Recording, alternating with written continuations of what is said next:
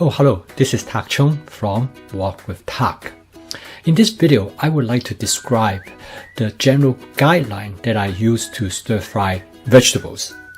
Since I developed this approach, for easy reference, I would call it the Wok with Tak vegetable stir-fry template.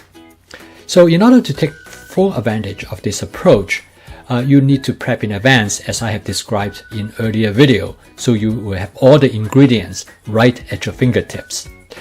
This template divides the cooking into two steps.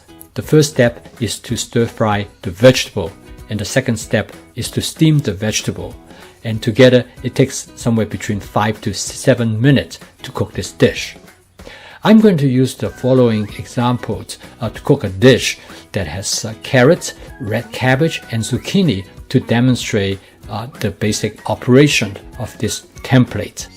I'm going to start by sauteing 1 tablespoon of garlic that will provide flavor molecules, and this through that it will increase the savoriness of the vegetable in this dish. The next step is to saute some thinly sliced carrot.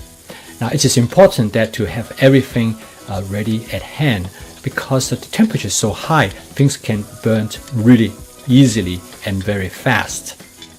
Stir fry the carrot until the edge turns slightly brown. Carrots produce wonderful flavor molecules that will make the dish more savory. Next comes the purple cabbage. The order that I add the vegetable depends on how long I want to cook them and what kind of texture that I want. For those vegetables that I like to cook longer, I will add them first. Next, I add the zucchini, which I would like to cook the least. As you can tell by now, if you look at the bottom of the wok, there's hardly any oil left. Most of the oil has been soaked up by the vegetables.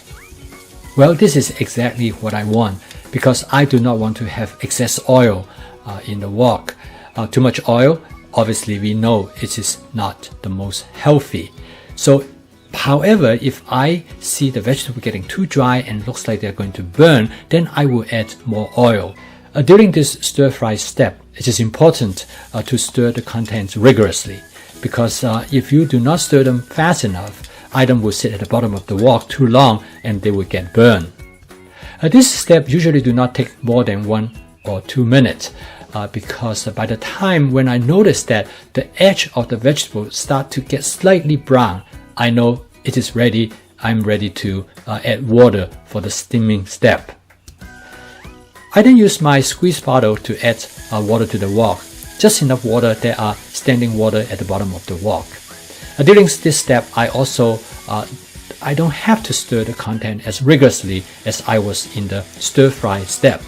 I just distribute the contents in such a way that they will be properly steamed. I constantly monitor the water level at the bottom of the wok to make sure that it do not run dry. It is important to keep water in the wok so that things do not get burned. The heat is high, so water evaporates very rapidly. I will test the texture of the ingredient by using the spatula, tapping on them.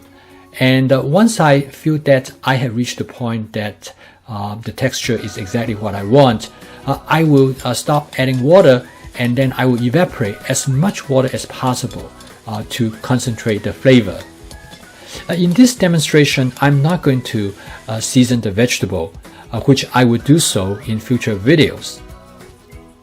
Occasionally, I would like the vegetable to be softer, and in this case, the best way to do this is by putting a cover over the wok during this steaming step.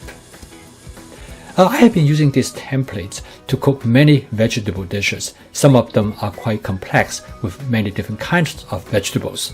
But it's good probably for you to start simple with a combination like this, just with only 2 or 3 vegetables, and then you can move on to more complicated dishes.